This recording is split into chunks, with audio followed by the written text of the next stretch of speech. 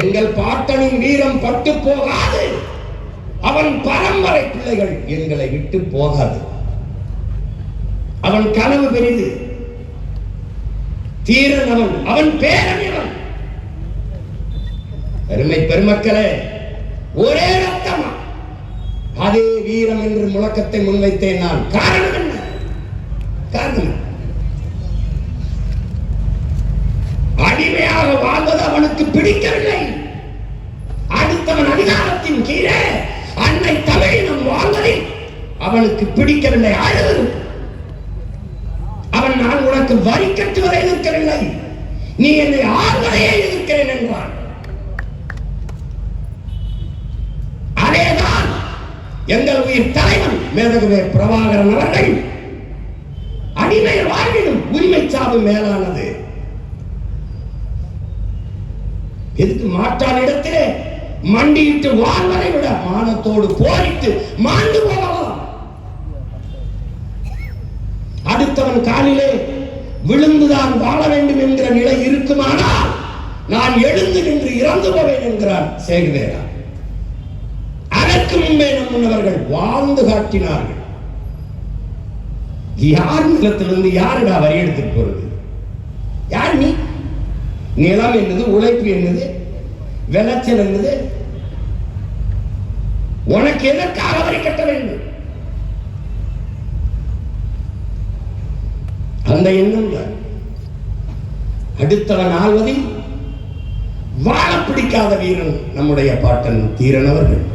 அதேதான் நேருக்கு நேராக ஒரே ரத்தம், அதே வீரம். நிலமும் களமும் தான், காலமும் தான் வேறு. அந்த நிலத்தில் இருந்த நம் தலைவன் யார் ஆட்சிங்கிறது? நீ எதுக்கு யார்? இது என் நிலம், என் நாடு. என்னை அடக்கி ஒடிக்காததற்கு நீ யாரு? இங்கே தீரன், அங்கே அவன் பேர்.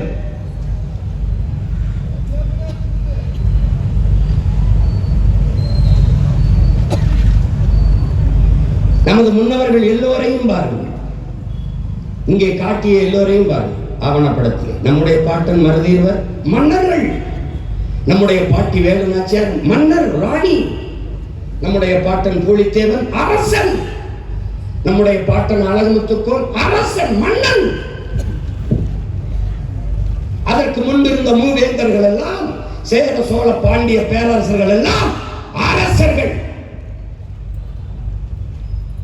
முத்து வடுகரோ கட்டபொம்மரோ மன்னர் கட்டபொம்மரோ கட்டளையிட்டால் படைக்கு மக்கள் வர வேண்டும், அரசு ஆணை, அரசனின் உத்தரவு. ஆனால் தீரன் சின்னமலையார் மன்னனா இல்லை, இல்லை. மன்னனாக ஆக்கப்பட்டவன், மன்னனாக பிறந்தவனா இல்லை. சாதாரண உலக குடியிலே ஒருவனாக பிறந்த மகன், எளிய மகன், ஒரு பாட்டாளி வர்க்கத்தின் மகன், ஒரு பாமரன், ஒரு எளிய குடும்பத்தில் பிறந்த மகன். அவன் நாட்டு விடுதலைக்கு போராட வா என்று கூப்பிட்டால் எவன் வருவான் என்று அறிவார்ந்த தமிழ் சமூக மக்கள் சிந்திக்கணும். மன்னன் கூட்டா வருவான், மக்களை ஒருவன் கூப்பிட்டு எவன் வருவான்? ஆனால் என் தீரன் கூப்பிட்டு வந்தான் மக்கள். காரணம் என்ன? அவன் வீரன், அவன் வீரன்.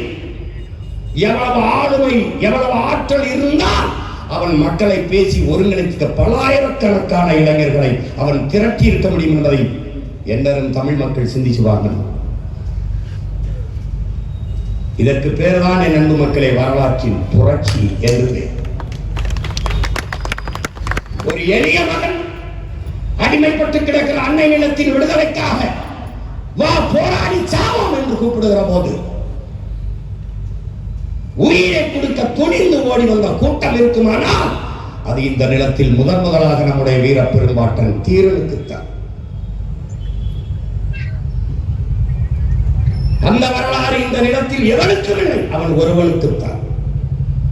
அதற்கு பிறகு எவனுக்கு உண்டு? அவனுடைய பேரன், ஒரே ரத்தம், அதே வீரம். இந்த நிலத்தில் தீரன், அந்த நிலத்தில் பிரபாகரன். அந்த நிலத்தில் அவன் யார்? அவன் யார்? முதலமைச்சர் மகனா, அமைச்சர் மகனா, அதிபர் மகனா? இல்ல கோடீஸ்வர செல்வந்தனினுடைய பிள்ளையா? யார்? ஒரு எளிய மகன், சாதாரண மகன்.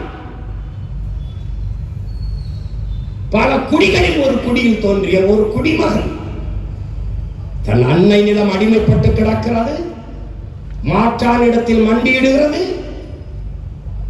நம் அக்கா தங்கையை துப்பாக்கியை காட்டி வன்புணர்வு செய்து கொலை செய்கிறான், துடிக்க துடிக்க கொண்டு குவிக்கிறான், வீட்டை இடிக்கிறான், நாட்டு எல்லையை பறிக்கிறான், ஆக்கிரமிக்கிறான். இதை பார்த்து கொண்டிருப்பதை விட போராடி சாகலாம். அங்குதான் அடிமை வாழ்வின் உரிமை சார்ந்த மேலானது என்ற முழக்கத்தை முன்வைக்கிறார்.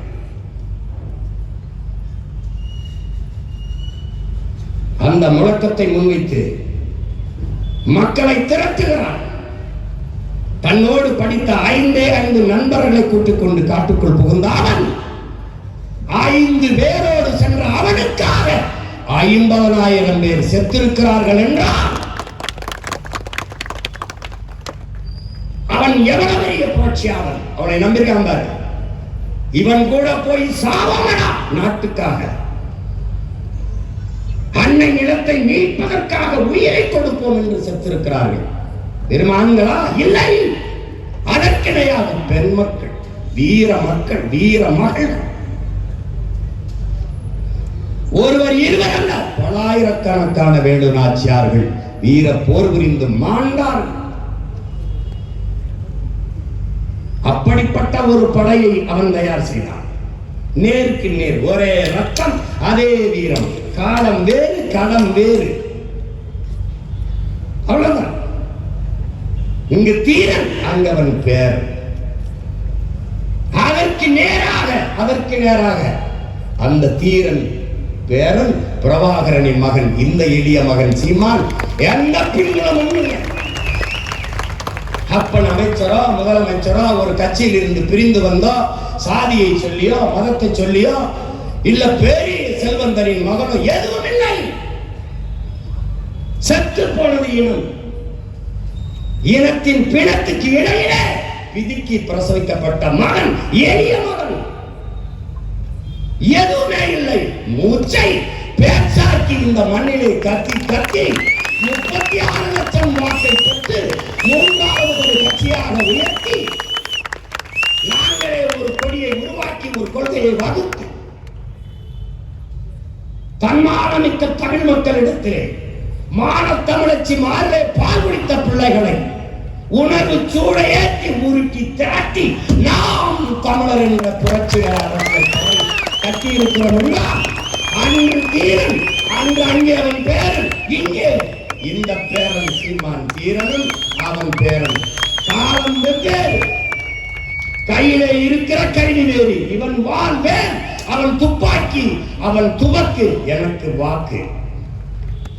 அவர்கள் ஆயுதம், எனக்கு அறிவாயுதம். அவர்களுக்கு கல்வி, எனக்கு கருத்தியல் புரட்சி.